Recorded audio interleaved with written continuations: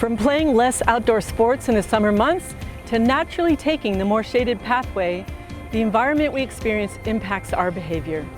In the coming years, we can expect to see hotter temperatures affect tourism, our economy, and further threaten the elderly, children, and frontline communities. This threat means that Tempe needs to be committed to action and to co-creating solutions with residents and businesses that are likely to be hit first and worst by extreme heat. Tempe, with the help of community partners and social justice organizations, are bringing together a diversity of perspectives to determine exactly what designs and programs will best shape our environment and therefore our future actions. It's our hope that these actions will result in reduced carbon emissions and a city more resilient to the challenges of climate change. While the Tempe City Council adopted the Valley's Climate Action Plan in 2019, we've learned some things in the last 3 years and are now working on our first climate action update. This update brings our community voices front and center as we look for ideas and recommendations to ensure a plan that reflects our culture and our values. From young people to our indigenous populations and local business advocates, we are engaging all these stakeholders for a curated, robust plan. For example, our youth aren't just being asked to get involved in the Climate Action Plan update. Our project, Cool Kids, Cool Places, Cool Futures, aims to organize students to take action on climate mitigation and adaptation. This opportunity shifts power from my generation and gives voice to the next generation of Tempe leaders. I'm so eager to see what cool, creative, artistic concepts our young people have in mind.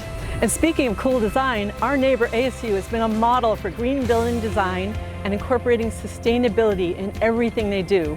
A new partnership funded by the National Endowment for the Arts allows Tempe to partner with ASU's Indigenous Design Collaborative and our 3 tribal communities, bringing Indigenous communities to the forefront of city planning and designing the future of Tempe.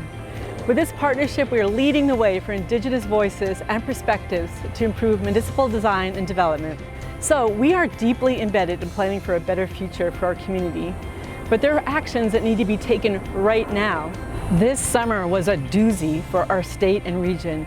We experienced intense wildfires throughout the Southwest, power outages in Texas, and flooding, all in the context of a global pandemic. A healthy city is a resilient city, one that can protect its most vulnerable from bearing the brunt of climate change. The City of Tempe is refurbishing an existing building that will become the new Envision Center and Resilient Energy Hub. This facility will provide community support for health and human services and serve as a community emergency response center during extreme weather. We're installing new LED lighting, new air conditioning, and we're looking at options for solar carports with battery storage to assist with emergency preparedness.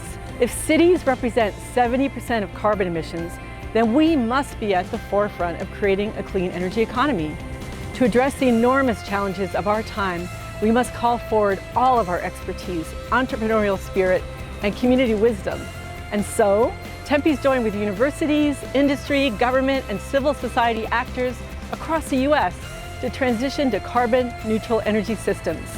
I am so proud of our work as the City of Tempe takes action on policies, goals, and programs that will create a healthy environment for all of us and for future generations.